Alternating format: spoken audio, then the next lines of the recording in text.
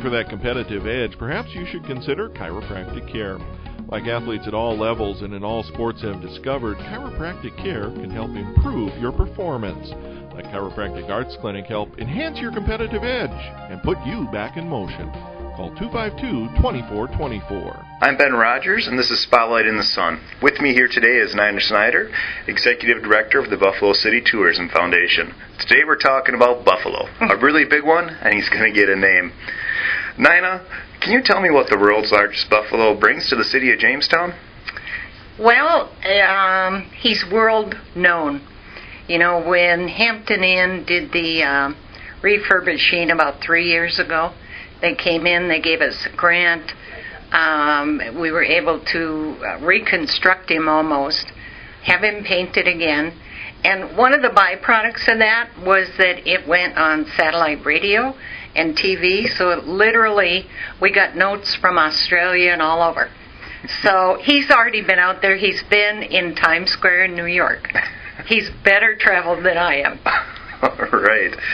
So, how did the buffalo come to Jamestown, or how was it constructed? Oh, 50, well, let's see, he was dedicated 51 years ago, erected 50 years ago. So, you know, the Chamber of Commerce was looking for not necessarily a brand, because it wasn't called that then, but they were looking for a hook to get people. They knew the new interstate was going to go in right by that property. Okay. So the Chamber of Commerce brainstormed, and Harold Newman, along with Mr. Nething, and the group they worked with, came up with the idea, let's build a buffalo. And so they built that buffalo, and at the time it was quite controversial. And Harold will tell you that people thought it was stupid, why would we do that? But of course Jamestown at that time was not branded the Buffalo City.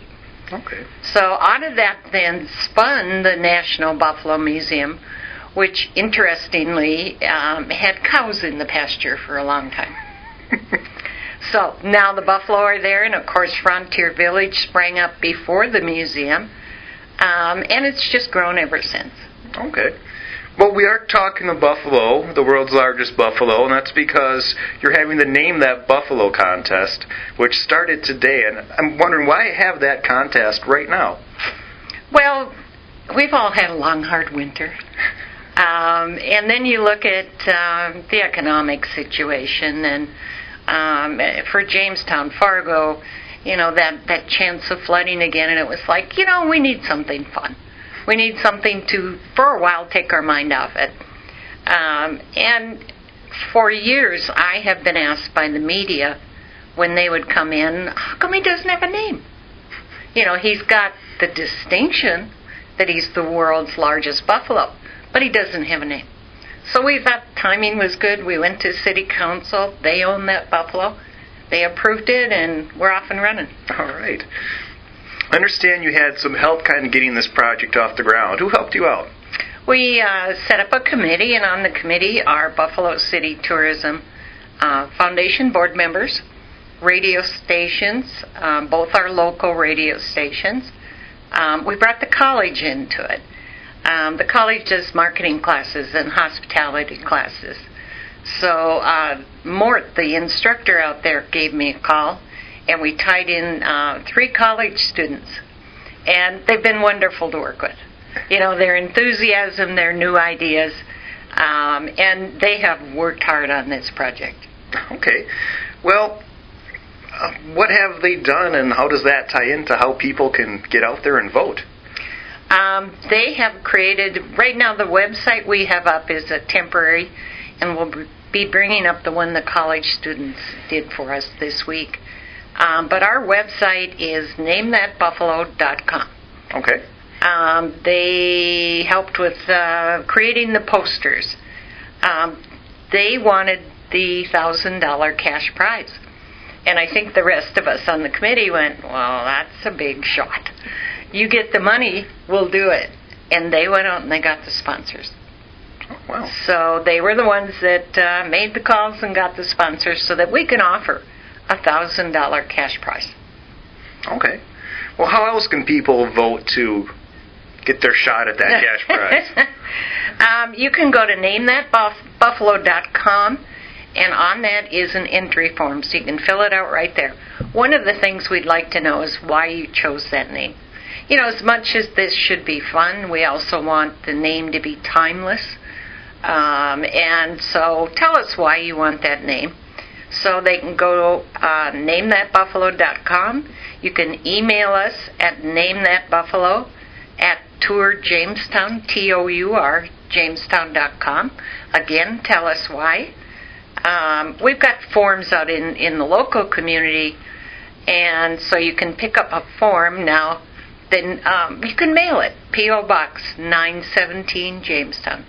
So there's 3 different ways that you can vote. The contest runs March 1st through April 15th, tax day. We thought that was good. So what happens after April 15th? Then we're going to select 5 judges. And we're not quite sure who they're going to be right now. But we'll choose 5 judges. Those judges will narrow all the submissions down to the top 5. Then in an effort to, again, let our local people be able to be the ultimate say in what the name's going to be, they own it, we're going to put canisters around town. And those canisters will have a name on each one of them, and you can put in $1 and vote for your favorite. Okay. The money that we collect from that is not going to the foundation or anything else.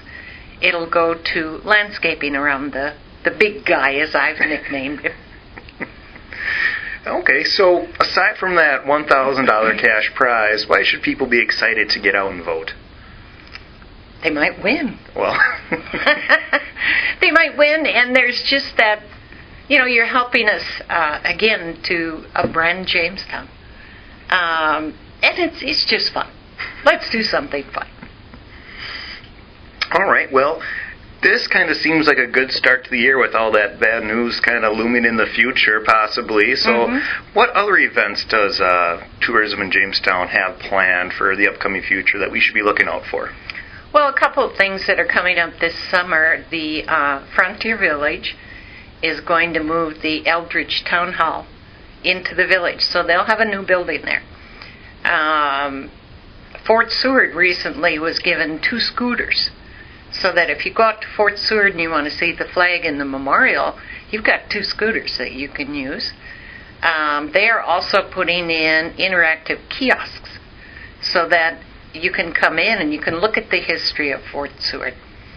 And then, there's many little things going to happen, events, things like that. But one of the exciting ones is we did a triathlon. Jamestown did a triathlon at Pipestem Dam last year. And the gentleman that's been running it has now made it an Xterra, which means it's been labeled qualifying run or qualifying triathlon. And hopefully we can start building that. The people that did the triathlon loved it out at Pipestem. Okay. Yeah. Well, this has been Spotlight in the Sun. Nina, thanks a lot for coming down today. Thank you. Appreciate it. Thanks.